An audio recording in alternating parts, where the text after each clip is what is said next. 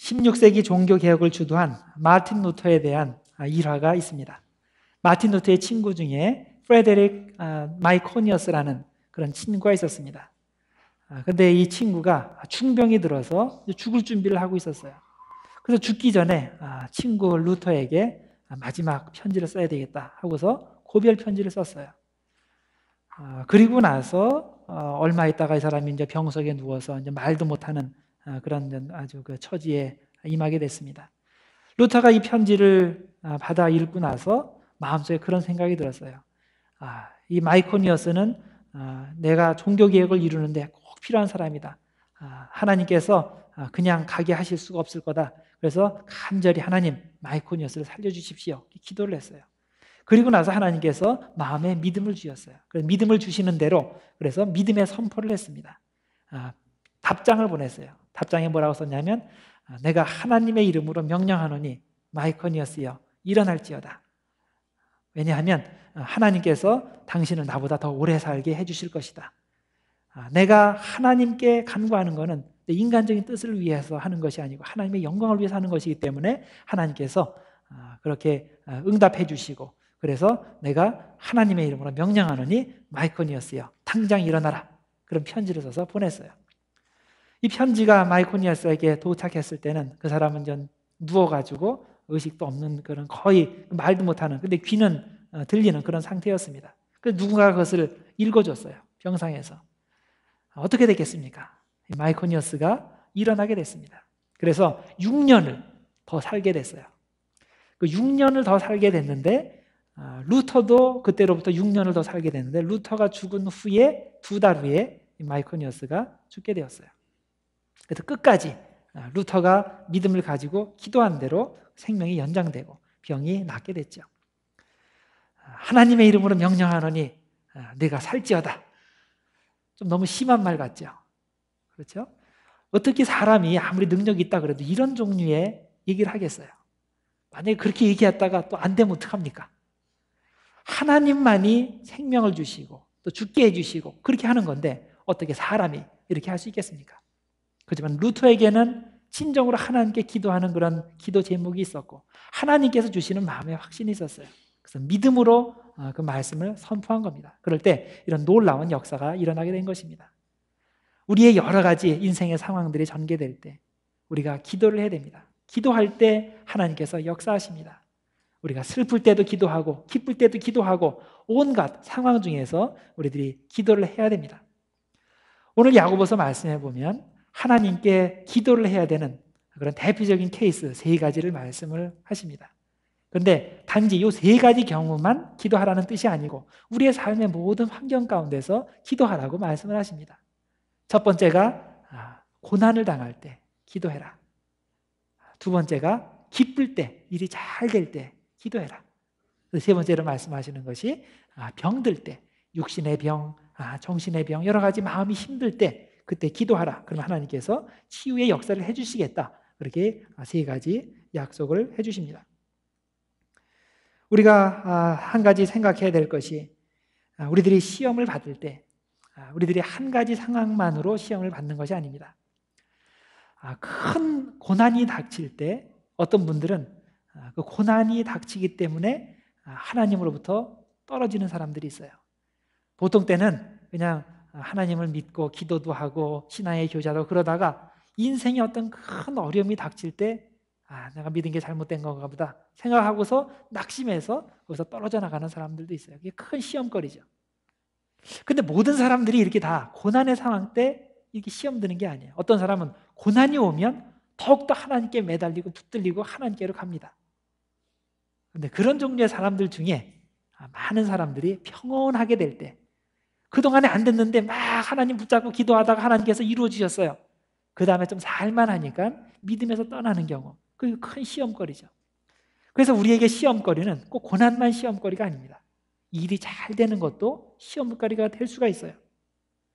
그래서 우리들이 어떤 삶의 모든 상황이 나에게 시험거리가 될 수도 있고 나에게 축복이 될 수도 있다는 것을 우리들이 인식하고 넘어가야 됩니다.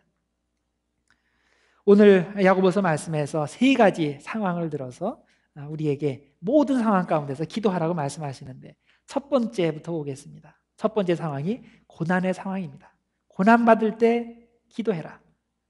13절 전반절 때 이렇게 말씀을 합니다. 너희 중에 고난을 당하는 자가 있느냐? 그는 기도하라. 고난당하면 기도하라. 왜 고난당하면 기도해라 그랬을까요? 고난당하면 딴짓하는 사람들이 꼭 있기 때문에 그래요. 고난당하면 인간적인 방법을 쓰려고 그러고 사람을 의지하려고 그러고 그러는데 그러지 말고 고난당할 때 기도하라고 말씀을 합니다.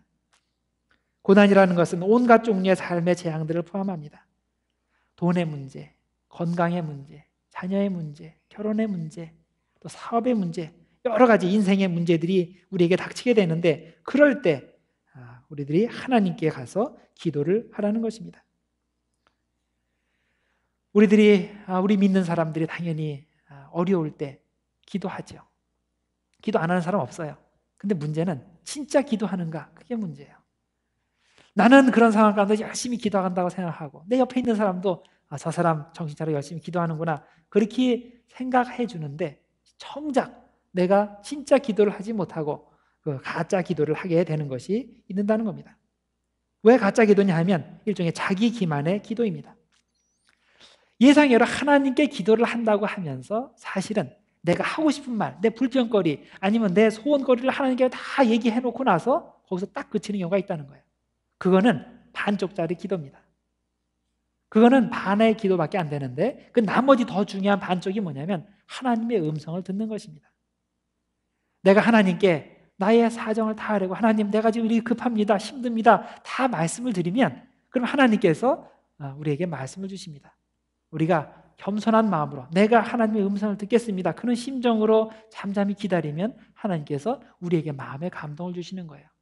그러면 우리가 그것을 분별해서 그것을 가지고 하나님께 다시 기도를 올리는 거예요. 그러면 하나님께서 그것을 응답해 주십니다. 이것이 바로 기도의 응답이 되는 것입니다.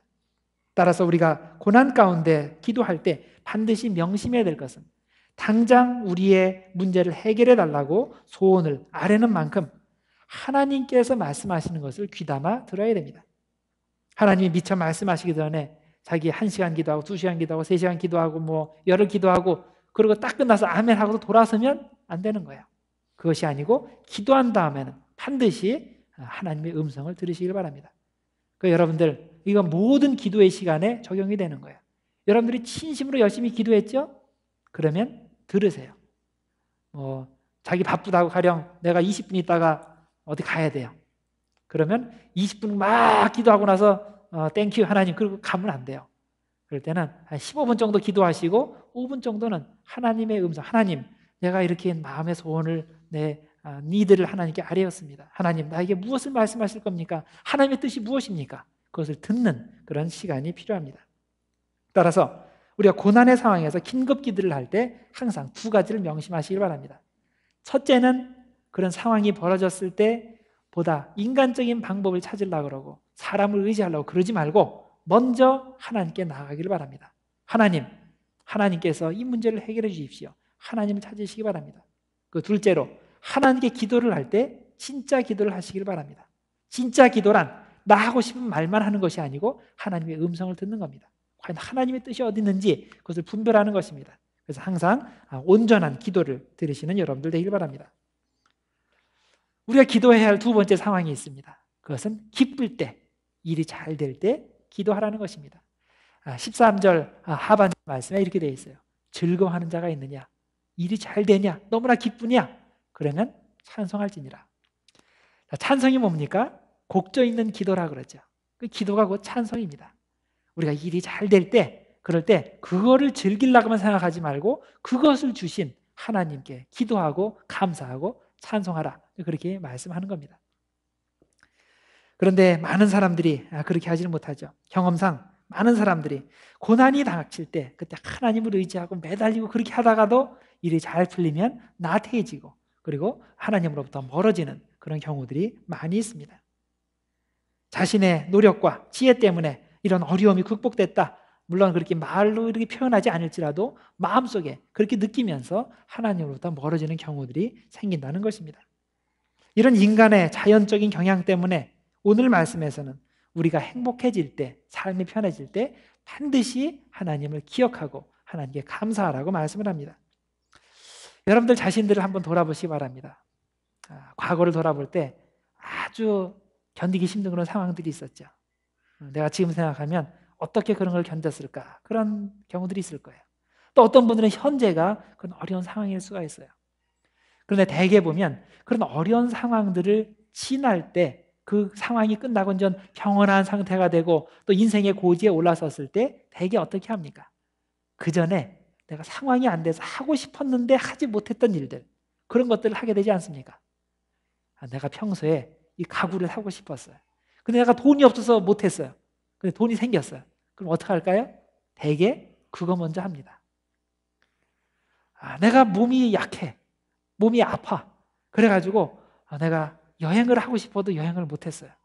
그런데 조금 몸이 스트렝스가 생기고 좀 건강해졌어요. 그러면 뭘부터 하고자 합니까? 여행을 먼저 하고 싶어 합니다. 내가 친구가 원래 많았는데 사업이 망하는 바람에 친구들 다 떨어져 나갔어요. 너무나 슬퍼요. 그러다가 사업도 이제 다시 회복이 되고 잘 돼요. 그러면 제일 먼저 하고 싶은 게 뭐겠어요? 친구들을 사귀는 것을 하고 싶어 할 겁니다. 그런데 하나님께서 말씀하실 때 그럴 때 조심하라는 거예요. 하나님께 감사할 줄 알아야지, 하나님께 감사의 찬송을 올려야지, 그러지 않고 하나님을 배제하고 하고 싶은 거 하지 말라는 겁니다. 물론 하나님의 뜻대로 하나님께서 원하시는 방법대로 그런 자기 하고 싶은 거 다 하면 금상첨화죠. 그거보다 더 좋은 게 없겠죠. 그렇지만 많은 경우에 하나님을 배제한 채 그런 인간의 욕망들을 그동안에 채워지지 않은 그 니드들을 채우려고 시도를 한다는 겁니다. 이것이 우리의 인간들의 그 근본적인 그 공통적인 그런 문제입니다. 많은 경우에 내가 그런 육적인 기쁨을 추구하는데 하나님이 방해가 돼요. 방해가 되니까 어떤 경우는 직선적으로 하나님을 모른다고 하기도 하고, 아니면 그러기는 조금 힘드니까 그냥 모른 척하고 자기 욕심대로 채우는 그런 경우들이 있다는 겁니다. 우리는 구약에서 대표적인 예를 보게 됩니다. 그것은 가나안에 들어간 이스라엘 백성들이에요. 가나안 땅, 꿈에 그리는 땅이죠. 젖과 꿀이 흐르는 땅. 그렇게 고생을 해가지고 가나안 땅에 들어갔어요. 가나안 땅에 들어갔으니까 이제 뭘 해야 됩니까? 즐겨야 되죠. 근데 즐기려고 보니까 하나님이 걸리는 거예요. 그럼 어떻게 합니까? 사람들이 하나님을 버리게 돼요. 하나님으로부터 버리게 됩니다. 그래서 모세가 벌써 오래전에 이것을 내다보고서 경고를 했어요. 그래서 신명기서 6장 10절 이하에 이렇게 경고를 합니다. 내 하나님 여호와께서 내 조상 아브라함과 이삭과 야곱을 향하여 네게 주리라고 맹세하신 땅으로 너를 들어가게 하실 텐데, 그럴 때 내가 건축하지 아니한 크고 아름다운 성읍을 얻게 하실 때, 내가 채우지 아니한 아름다운 물건이 가득한 집을 얻게 하실 때, 내가 파지 아니한 우물을 차지하게 하실 때, 내가 심지 않은 포도원과 감람나무를 차지하게 하실 때, 내게 배불리 먹게 하실 때에, 그럴 때 어떻게 하라고요? 조심해라. 그냥 무작정 그냥 다이브네 해가지고 자기 하고 싶은 거 하지 말고 잘 될 때 조심하라. 너를 애굽 땅 종되었던 집에서 인도하여 내신 여호와를 알지 말고 내 하나님 잊지 말고 내 하나님 여호와를 경외하며 그를 섬기며 그의 이름으로 맹세할지니라. 하나님을 잊지 말라는 거죠. 삶이 편안해지면 하나님의 은혜를 잊는 것이 우리 보통 사람들의 경향성입니다. 우리가 고난의 상황에서는 하루도 하나님을 붙잡고 하나님을 의지하고 하나님께 기도하지 않으면 살 수 없을 것 같이 그렇게 느끼다가도 이제 평탄한 시기가 되고 인생의 고지에 올라올 때 이제는 하나님 없어도 될 것 같은 그런 인간의 교만한 마음, 나태한 마음이 생기게 된다는 것입니다. 그래서 우리는 야고보서 말씀에서 우리가 기쁠 때, 즉 편안하게 되었을 때 하나님께 감사의 기도와 찬양을 올리는 것을 절대로 잊지 말라고 하는 것입니다. 자, 이제 세 번째 상황입니다. 세 번째 상황은 우리가 병들 때입니다. 14절에 이렇게 말씀합니다.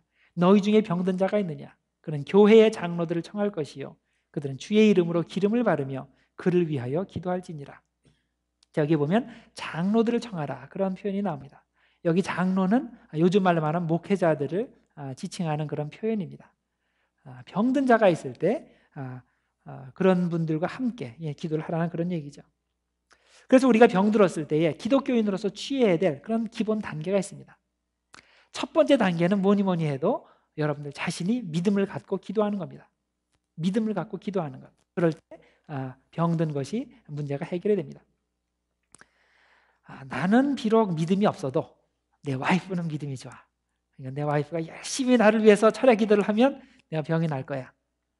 그럴 수도 있어요. 근데 안 그런 경우가 거의 대부분입니다.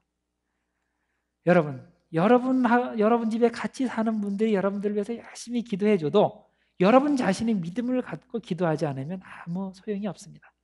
그 기본이에요. 여러분들 자신이 믿음을 갖고 기도해야 됩니다. 가끔 저에게 기도 요청을 하시는 분이 있어요. 목사님, 내가 이런 인생의 문제가 있습니다. 기도 좀 해주십시오. 물론 기도를 해드리죠. 근데 자기는 기도를 안 해. 그럼 하나님 마음이죠.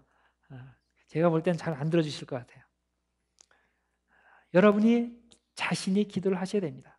성경에 보면 예수님께서 병을 고쳐주시는 그런 경우들이 많이 나오는데 그럴 때마다 반복해서 하시는 표현이 있어요. 네 믿음이 너를 구원하였느니라.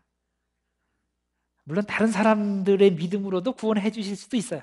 그렇지만 그런 거는 거의 드뭅니다. 그래서 여러분들 기본이 여러분들 자신이 나 자신이 믿음으로 기도해야 된다. 두 번째는 우리들이 함께 기도를 해야 됩니다.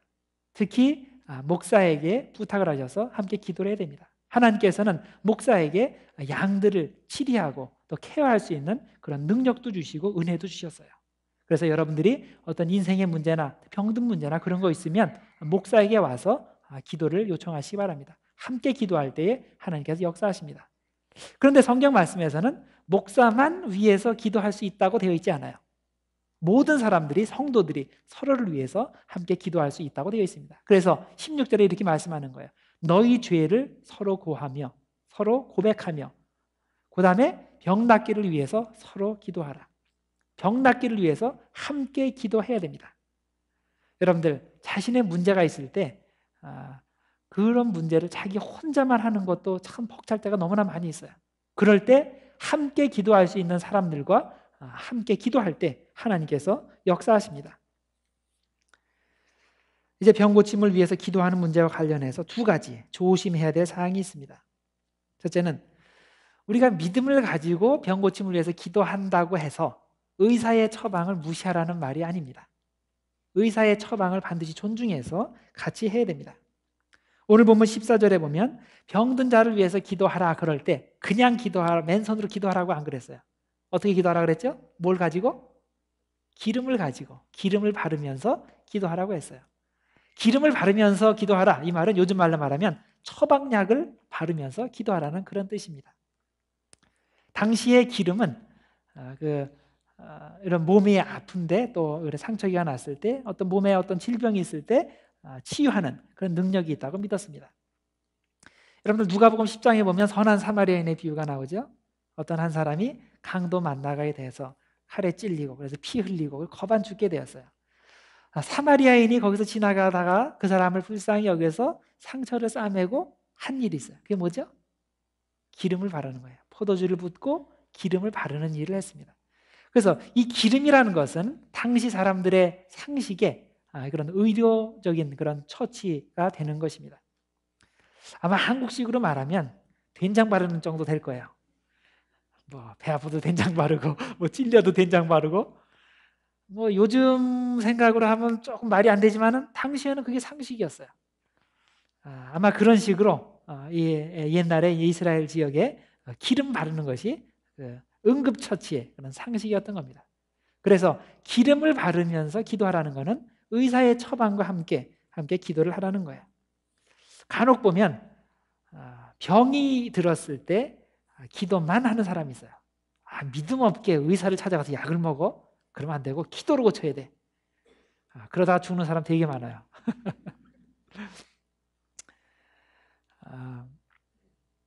그 의사의 처방을 받을 수 없는 상황이 있어요. 너무너무나 가난해서 돈이 없어서 못 가. 아니면 내가 그 무인도에 갔는데 갑자기 이 치통이 생겼어요. 그럼 어떡합니까? 기도해야죠. 그때는 기도만 해야 돼요. 그렇지만은 우리가 일상생활에서 그런 경우는 많지 않습니다. 그래서 우리들이 같이 해야 됩니다. 여러분들, 그래서 위험한 것이 있어요. 기도만 하는 거는 위험해요. 같이 해야 됩니다. 또 어떤 사람은 기도는 안 하고 의사만 봐요. 그것도 잘못된 거예요. 우리는 기도하면서, 열심히 기도하면서 의사의 처방을 함께 받아야 됩니다. 그리고 또 한 가지 생각해야 될 것이 무엇이냐면, 우리가 남을 위해서 기도할 때 주님의 이름으로 기도하는 것이지 내 이름으로 기도하지 말아야 됩니다. 그래서 주의 이름으로 기름을 바르면서 기도하라, 그렇게 돼 있는 거예요. 이건 무슨 말이냐면, 병 고침을 받게 될 때, 병이 나을 때 하나님께서 결국 영광을 받아야지 기도를 해준 사람이 영광을 받으면 안 된다는 겁니다. 개 중에 신유의 은사를 받은 분들이 있습니다. 병자를 위해서 기도할 때 하나님의 능력이 나타나서 병이 고쳐지게 됩니다. 그런데 그럴 때 그 경우에 절대 신유의 능력이 그 사람에게서 나오는 것인 양 그 사람을 신봉해서는 안 된다는 것입니다. 왜냐하면 병이 낫는 것은 사람이 신통하기 때문에 병이 낫는 것이 아니고 하나님께서 은혜로우시기 때문에 병이 낫는 겁니다. 그래서 하나님께 영광을 돌리도록 해야 되는 것입니다. 이것이 이해가 되지 않는 사람이 계속 이상한 데 쫓아다니는 거예요. 그러면 안 되죠. 이제 다시 본론으로 돌아가서 믿음으로 기도하면 병 고침의 역사가 일어난다는 것을 계속 생각해 봅니다.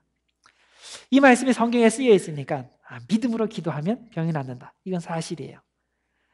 우리 교회에 기도 많이 하시는 어떤 권사님이나 장로님이나 집사님이나 그런 분이 기도하면 병이 나을 거야, 이렇게 생각하게 됩니다. 근데 그것이 나에게 적용이 될까? 내가 믿음으로 기도하면 과연 병이 나을까? 이게 잘 믿어지지가 않는 거예요. 의심이 됩니다. 그 이유가 있어요. 나름대로 이유가 있습니다. 16절에 보면 너희 죄를 서로 고백하며 병이 낫기를 위해서 서로 기도하라. 여기까지는 좋아요. 그 다음에 의인의 간구는 역사하는 힘이 많으니라. 역사하는 힘이 많으려면 의인이 기도해야 되는데 아무리 생각해도 나는 의인 같지가 않아요. 근데 내가 아무리 기도한다고 해서 병 고치는 역사가 일어날까? 안 될 것 같아요. 그런데 이것만 읽지 마시고 그 전절을 읽으세요. 15절에 보면 믿음의 기도는 병든 자를 구원한다. 이게 무슨 말일까? 믿음의 기도, 15절에는 믿음의 기도가 병든 자를 구원한다 그러고 16절에는 의인의 기도가 역사하는 힘이 많다 그러고 두 가지가 같은 말입니다. 그러면 내가 어떻게 의인이 돼서 의인의 기도를 할 수 있겠습니까? 그래서 내가 완벽한 생활을 하기 때문에 의인이 되는 것이 아니고 이것은 예수 그리스도의 의를 통해서 내가 의인이 되고 그래서 믿음의 기도로 병든 자가 구원된다는 뜻입니다. 로마서에서 계속 반복되는 내용이죠. 우리가 의가 있어야 구원받는데 내 의로 구원받는 게 아니죠. 예수 그리스도의 의로 구원받는 것입니다. 우리가 예수 그리스도를 믿을 때 그 예수님의 의가, 십자가의 의가 나에게 덧입혀져서 하나님께서 그 의를 보시고 나를 구원시켜 주시는 겁니다. 그래서 여기서 말하는 의인의 간구, 의인의 기도는 믿음을 가지고 예수 그리스도의 이름을 고백하는 그런 믿음의 기도를 의미하는 겁니다. 그래서 예수 그리스도의 이름으로 믿음으로 기도할 때 하나님께서 크게 역사하십니다. 아무리 생각해도 그래도 나는 아닌 것 같아. 그러면 안 돼요. 그건 해보나 마나 해보나 마나 안 됩니다. 믿음을 가지고 기도할 때 하나님께서 그렇게 역사를 해주십니다. 그래서 여기서 15절과 16절에 믿음의 기도 이야기하는 거고 그 다음에 병 낫기를 위해서 기도하는 그런 일들이 있는 것입니다. 여러분들 이제 제가 세 가지 상황에 대해서 함께 말씀드렸는데 이 세 가지 상황은 모든 상황을 상정하는 그런 표현입니다. 한 가지뿐만이 아니고 우리의 모든 그 인생의 상황 가운데서 하나님께서 기뻐하시는 그런 일이 됩니다. 본문 17절에 보면 엘리야 이야기가 나와요. 엘리야에 대해서 이렇게 설명을 합니다. 엘리야는 우리와 성정이 같은 사람이로되 그러니까 비가 오지 않기를 간절히 기도한즉 3년 6개월 동안 땅에 비가 오지 아니하고 다시 기도한즉 하늘이 비를 주고 땅이 열매를 내었느니라. 엘리야가 누굽니까? 구약에서 가장 위대한 선지자죠. 우리와는 질적으로 다른 사람 같아 보입니다. 그런데 성경에서 말씀하는 것은 엘리야는 우리와 성정이 같은 사람이라고 얘기를 합니다. 자, 이 성정이라는 말은 그리스 언어에 보면 호모이오 파테스라는 그런 단어예요. 호모이오 그러면 비슷하다, 같다 그런 뜻이에요. 보통 호모 얘기할 때 같으니까 호모라 그러죠. 파테스 그 말은 느낀다, 또 고통당한다 그런 뜻이에요. 그래서 영어로는 이것이 이제 패션이 된 거예요. 그래서 패션이라는 의미의 그 순한 고난도 있고 그다음에 열정이라는 것도 있고 느낀다는 것도 있고 그런 표현들이 있는 거죠. 그래서 엘리야가 우리와 성정이 같은 사람이라 그 뜻은 엘리야가 우리와 똑같은 사람이라는 거예요. 똑같은 육신을 가지고 있고 똑같은 그런 육체적인 연약함을 가지고 있고 똑같이 느끼고 똑같이 실망하고 똑같은 사람이라는 거예요. 그렇지만은 그 사람이 믿음을 가지고 기도할 때 하늘문이 열려서 비가 내리고 하늘문이 닫혀서 비가 오지 않는 그런 역사를 이루게 된다는 것입니다. 여러분 이렇게 믿음으로 기도하면 하나님께서 역사하십니다. 그래서 여러분들 고난당할 때 믿음을 갖고 기도하기 바랍니다. 하나님께서 해결해 주십니다. 기쁠 때 조심하시기 바랍니다. 나태되지 말고 더욱더 하나님께 기도하시기 바랍니다. 그리고 육신의 병이 있을 때 그럴 때 기도하시기 바랍니다. 여러분 본인이 믿음을 갖고 기도하시고 함께 기도함으로 여러분들 육신도 건강하게 사시길 바랍니다. 우리의 모든 상황 가운데서 기도할 때를 가리지 않고 항상 하나님께 믿음을 가지고 기도함으로써 우리의 삶 가운데 하나님의 놀라운 축복이 매일매일 넘쳐나게 되기를 주님의 이름으로 축원드립니다. 기도하겠습니다. 하나님 아버지, 오늘도 생명의 말씀으로 우리의 영혼을 채워주심을 감사드립니다. 우리가 오늘 야고보서의 말씀을 배웠는데 모든 상황에서 언제든지 주님께 믿음의 기도를 올리는 사람이 되기를 원합니다. 우리에게 무슨 일이 벌어져도 우리가 고난을 당할 때나 기쁠 때나 병들어 몸과 영혼이 지칠 때에도 항상 믿음으로 기도할 줄 아는 사람이 되게 하여 주시옵소서. 이 시간 주님의 자녀들에게 믿음을 부어주셔서 믿음의 기도가 만들어내는 놀라운 기적을 체험하게 하여 주시옵소서. 예수님의 이름으로 기도드리옵나이다.